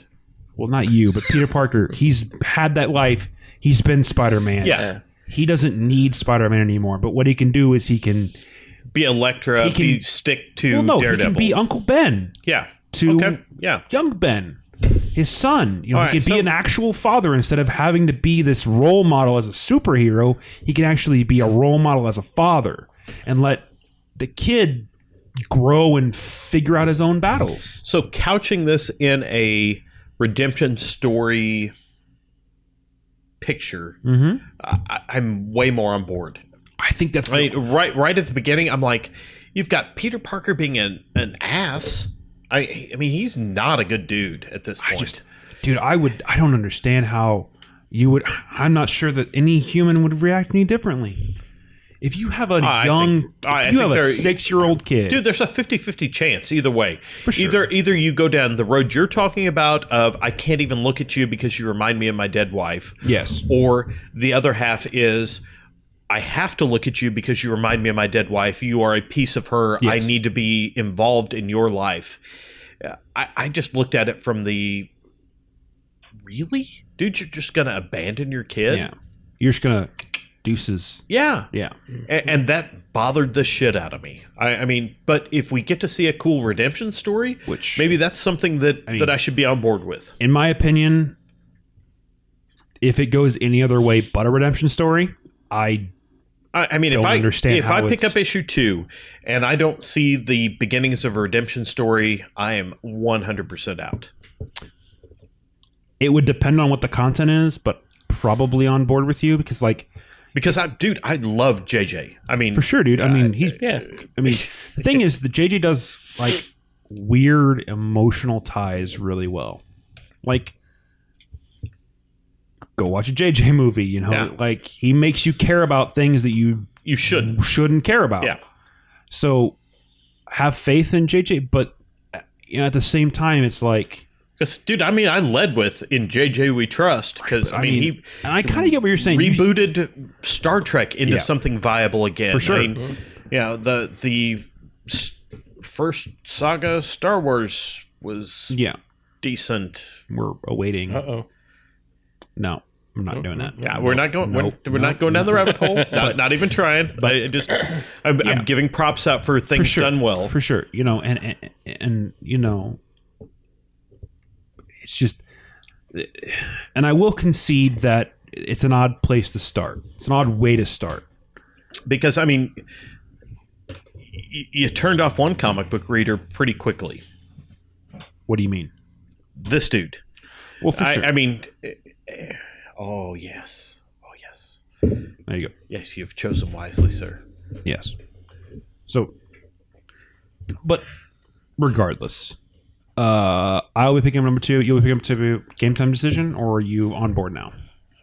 You guys have talked me into number 2. All right. Success. Yeah. We've done it. It's not easy. Indeed.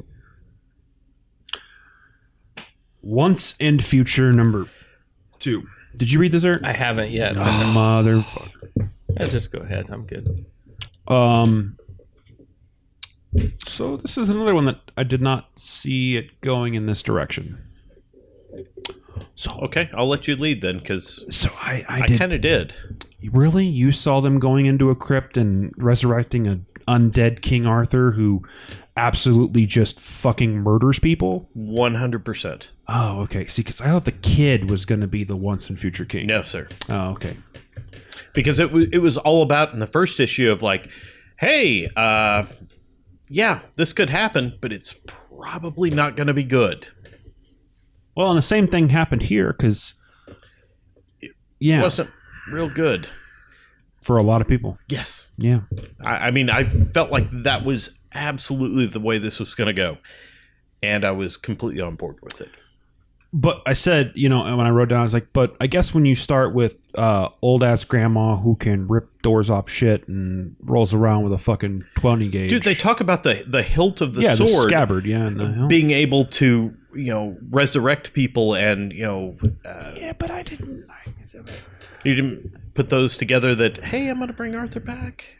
Yeah, but I thought it was like not. And Arthur may not be the dude we thought he was. Yeah, but I mean, like, I didn't feel like it was going to be like super dark. Yeah, like like hey, all the folks who helped bring me back, and you're smoked, and you're smoked, and you're smoked, and you're smoked.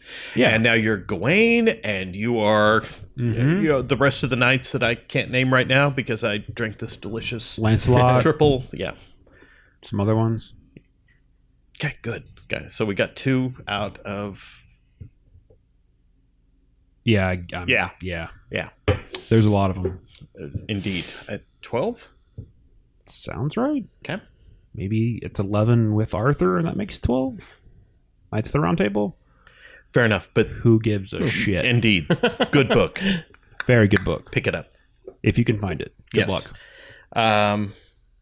I wrote down the dipshits resurrecting him. Got killed and were reborn as knights. I mean, if you're going to die for a cause, at least you get reborn as a knight. I mean, because you could get, like, reborn as, like, not a knight. Where's Merlin? Maybe that's the kid. Wouldn't that be fucking cool? Okay, I'm down with it. I mean, no Merlin yet. Maybe the grandma is actually Merlin. I'm cool with that as well. I don't care where this goes. This is pretty good. Because there's a line in there where, like, she overhears them talking about somebody, and they're like, "Oh," she's like, "Oh shit, they've already found." Okay. I can't remember who it is, but she clearly... Yeah, I remember it, but she clearly is... Galahad. Oh, yeah, okay. Yeah, they already... Yeah, it's not Merlin. Yeah. No. Because he said... Yeah. To me, because she gets freak out, and then she's like, "We gotta fucking go."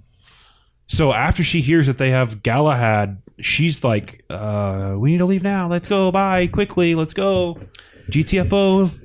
Now, if they get coconut shells and start tapping them together, then it's a Monty Python skit. Then I think we're in trouble. 'Twas only a flesh wound. Yeah. A sparrow dropped them. I don't think it was good as number 1, but not by a far mark. I mean, it's a lot of times I'll pick up a number 1 and I'm like, "Oh my God, that's awesome." And then you pick up number 2 and you're like, eh.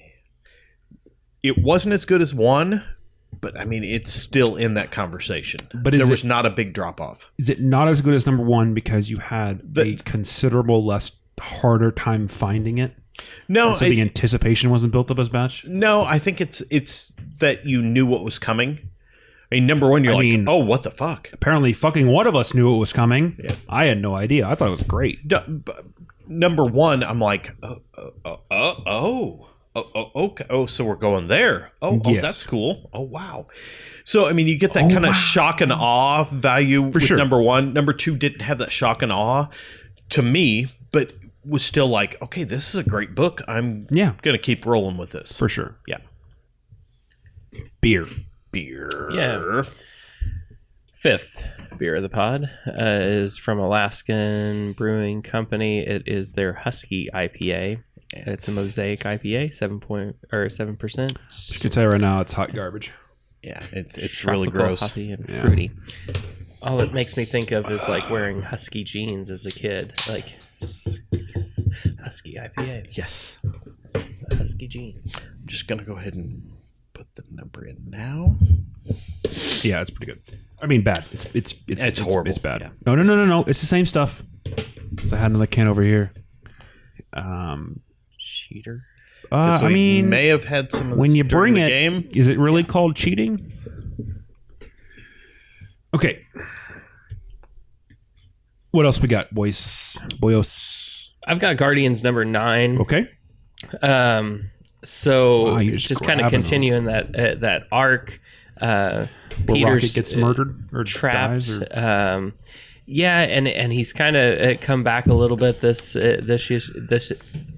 issue, trying to get to Peter. Peter's being held still by the Universal Church.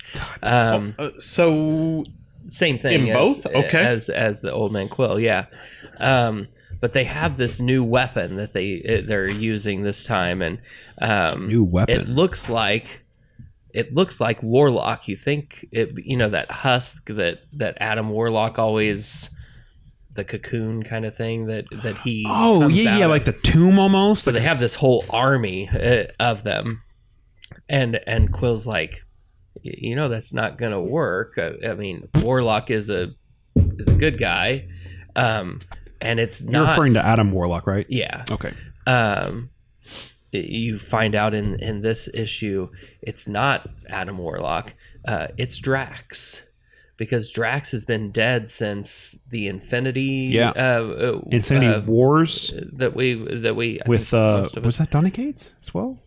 No, it was Gary Dugan. Okay, with Deodato art. Yeah, that's one where Gamora just like and just Drax is reborn. The first cocoon bursts open at the end of this issue, and it's like Drax the Destroyer. Is it like a golden egg? No.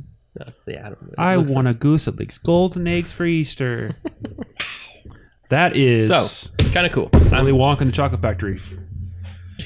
For any of you that they're not Oompa Loompas. One or two. It's Drax. The Gene Wilder version. Good choice. Not the horror film. Yeah, it could happen. Oh, legit, dude! If you watch the Johnny Depp version of the movie, it plays like a horror film. It's not good. Like he's a scary dude. Okay. Brian, you got anything else? Inferior 5. Inferior number 1? Yeah. No, it's the Inferior 5 number 1. Dangerfield, Arizona. So there's this barn and a dude who collects wood shards. I don't believe you. Nails. I don't believe you. Sound familiar? Yeah. Yeah. Invasion. I dimly remember a DC event that dealt with invasion. And so the cover there has that alien dude with the Venom type teeth and the yellow face and the red dot on his head. I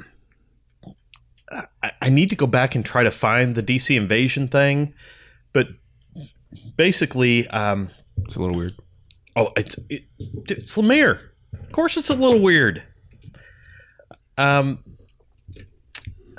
trying to figure out the best way to describe it. I guess they have like. All right, in the House and Powers of X, they have the hounds that sniff out. Basically, the invasion dudes have some sort of, looks like a kid with a sack over their head, going and painting red X's on people's houses that need to be taken or taken out of the way so they can get the invasion going.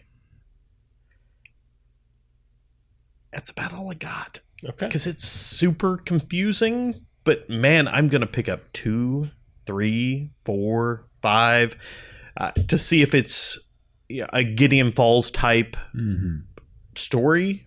Fair enough. Yeah, cool. Not explaining it well because you're hey man, your head like I didn't explain Gideon Falls well either. We're all reading that now. So yes.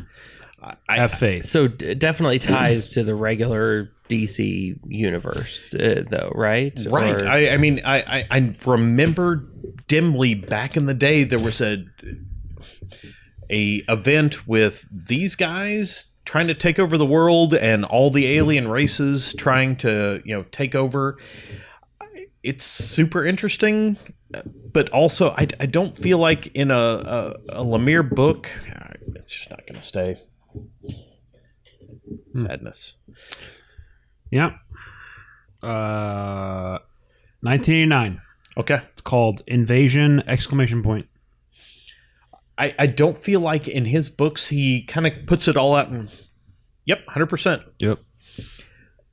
Gives you all that information. I mean, you kind of have to discover it on your own. There's like a resistance force, and I mean the invasion has taken place, and mom and kid go to Dangerfield, Arizona to try to escape from the destruction of Metropolis, and they're I mean, and it seems really weird because like Metropolis is supposed to be what, Chicago or New York? I don't know.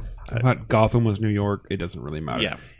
Anyway, Arizona's a long way away from both of those places. And they're trying to get away, but they find out they're kind of in a prison. And, I cannot explain this well, but just think Gideon Falls and roll with it. Okay.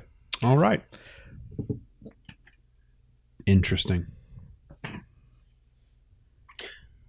I have Something is Killing the Children, #1. You gonna?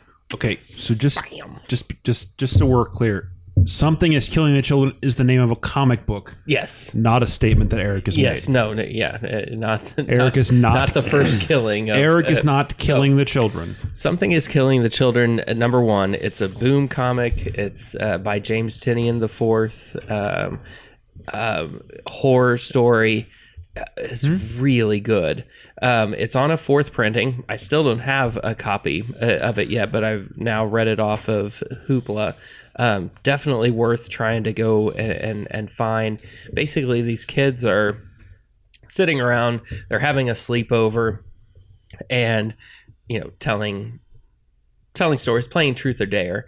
And this kid says, the other night I was, nobody else was here. I was sitting here on my couch, and I saw this thing come out of the woods, and I closed my eyes, and I laid there for an hour, and I opened up my eyes, and it was gone. So I thought it was all good, and the other kids are like, right.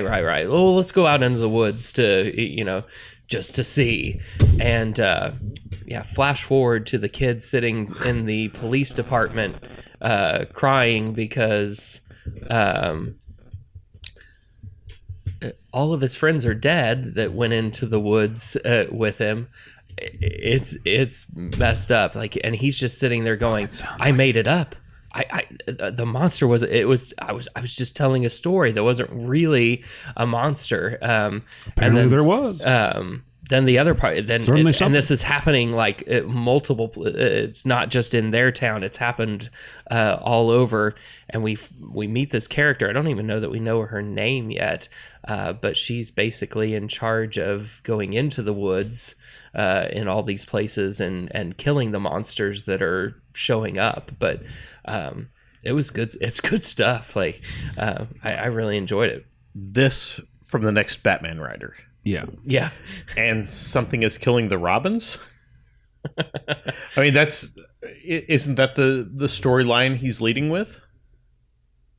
Oh, I don't know. I didn't look it up. Okay, I think it is. It's like, oh wow, it's kind of interesting how that might tie in. Huh. All I was thinking of, it's like a R-rated version of Where the Wild Things Are. Can kind of see that. Okay. Yeah, a little bit. Yeah. It's like, hey, monsters are your friends. Wrong. Yeah. But he's just at the police department. The kid is just kind of like, I just heard him screaming, and the girl that is in charge of killing off the monsters meets up with him, and she was like, okay, now tell me the truth. I know what you told the police. Now tell me what actually happened. And so then you get his account of what actually occurred in the woods, and it's bad.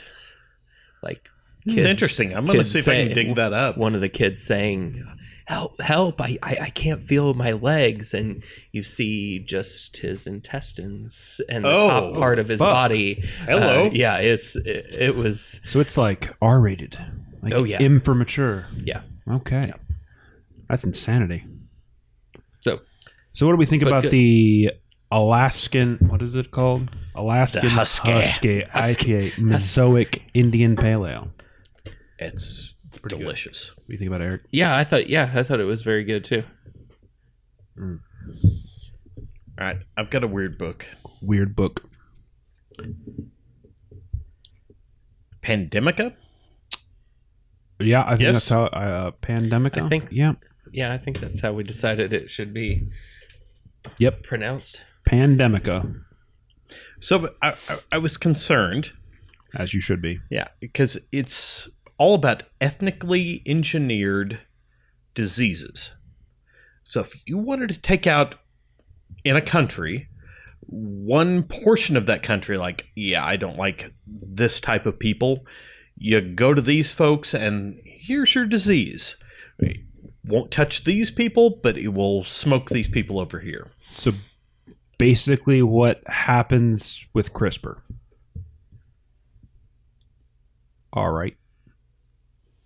Question mark? CRISPR is a gene editing thing where they can basically splice different DNA strands together, and like you can just buy this stuff.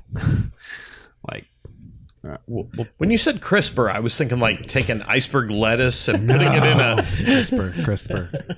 It's a real thing. I don't know. I don't know how to describe it. Yeah. It might actually be good. I was really worried at first because I was thinking it was going to be kind of hot button political shenanigans, and I think they navigated those waters pretty well.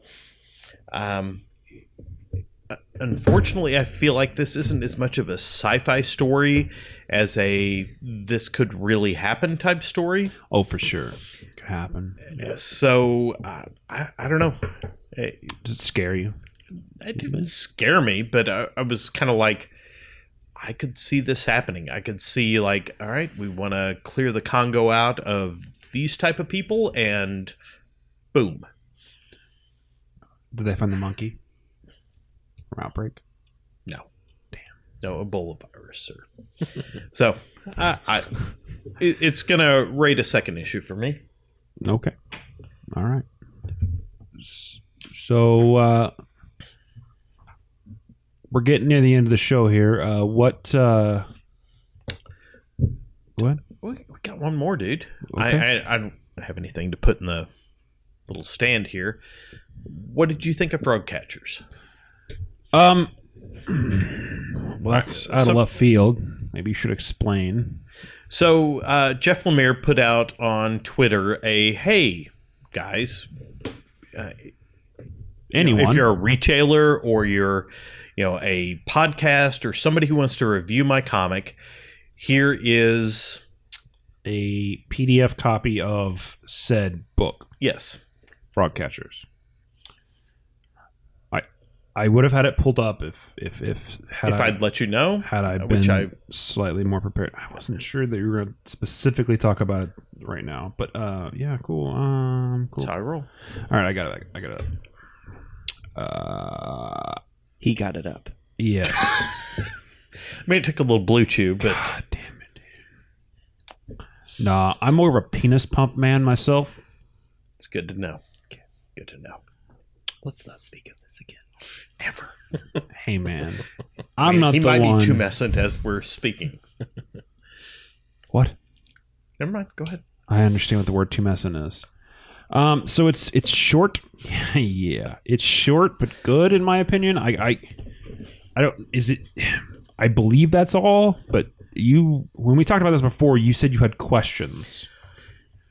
Well, I mean, what I thought you took from it was different than what I took from it. But yet I'm not sure I took the right thing from it. What did you take from it? It was an old man revisiting his childhood and not wanting to pass on. I think you took like a revenge story aspect from it. Like from the frogs, possibly? Oh, no. Okay. I thought it was a... Christ, I'm trying to find my tweet back to him. Because I mentioned some back about it. The art very much was Royal City. Okay. Yeah, so I thought it was like a parable. Okay. Like a parable, or like a Hans Christian Andersen story. Like we're going to tell you a story, and it's got a purpose. And that purpose is I'd have to look at it again, which I guess I should probably do. Well, I mean, was it Don't Catch Frogs? I just thought it was him revisiting a younger version of himself, revisiting an older version of himself as he passed on. So is the frog the younger person or the older person? No, the younger person is the young kid in it. It's him. I think it's okay. See, sorry, dude. I'm gonna have to read this now. I think the younger kid turns into the frog that the old dude is seeing. Yeah, and that's possible because when I finished it, I was like, I'm not exactly sure what this was. I liked it. Yeah. Of course, I'm trying to get to the end where it's revealed what the point is. We're not doing a great job reviewing this, by the way. I mean, sorry, Jeff Lemire. Glowing recommendation. We really liked it. I did. Sorry. I just wish that this page would load so that I can actually look at the words that are on the page, but it doesn't want to load, which is unfortunately technology at its finest. So, like, I didn't know if this was like Gulliver's Travels, where the dude's like really big or whatever. I don't know what's going on. Anyway, I'm almost there. I know this is great. So then, like, they meet on the pier and whatever. Yeah, and then they follow the pier. They see the ivy tree again. Right, which the ivy tree is actually his ivy bags hanging in the hospital. Right, because he's fucking dying. I don't know, man. Like, what I got out of it is so I read too much into things probably sometimes. No, it's fine, dude, because I don't think I read enough into it. So basically, here's what I got out of it. The kid goes on an adventure. He finds a frog, and he befriends the frog. And the frog gets murdered or dies or runs away. But he snatches up a bunch of frogs and throws them in the margarine. Right. So he has this adventure with frogs. And then something in his life turns him away, and he loses the sense of adventure. And then on his deathbed, he remembers the frogs. And his sense of adventure. The sense of going out into the world and being a frog catcher. Yeah. So then what he doesn't realize is that the sense of childhood that he's always had could have been there the entire time, but he decided he made the choice to grow up. He made the choice to lose his childhood. And now that he's on his deathbed, he regrets it. Yes. Okay. Yeah. Yes. So the conversation he has on the pier when he's like, I don't want to go. And the guy's like, and the kid's like, well, you didn't have to go, but you chose to go, or like something like that, or like you chose to go anyway. Yes. And so that basically what I got out of it is be a frog catcher. I think you're right. Because if you're not a frog catcher, then when you're dying, you're going to wish you were a frog catcher. Yep. And it's that sense of childlike sense of wonder, that enjoyment of just I think that's it. Yeah. Period. Yeah, you got it. That's what I got out of it. Cool. And I felt like it was like a parable, like because I thought you had like some kind of revenge story thing. I don't know where I picked that up. Okay. I have absolutely no clue. Maybe somebody else replied to him on Twitter and you read that. I don't know. It's possible, but I think you. I thought it was well. Fantastic. Yeah, it really was good, and it's not that. It's like 60 pages. Yeah, it's not even that big, but it's worth it. It was great. It really was good. Yeah, whatever you take from it, it was really good. Well, and the thing is, it was just such a random experience. Yes, because he's just like, anybody want my new graphic novel? Just direct message me, and I was like, and Brian was like, I did this, but we should do this. And then I was like, hey, we'd be happy to.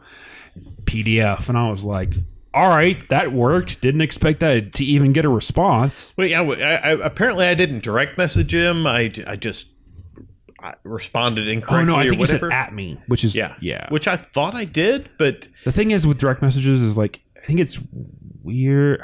For some reason, it's weird. Like I don't think you can direct message people unless they are actually following you. Too. Yeah, it's weird though. But anyway, anywho, I thank Jeff Lemire for giving us the opportunity to absolutely get an advanced copy of that, and it's and honestly, dude, awesome experience. Yeah, and the thing is like it's one of those stories that can be told 100 different ways, and different has been told different before, but experiences it's just like out of it. Just like a parable out of the Bible. Yeah.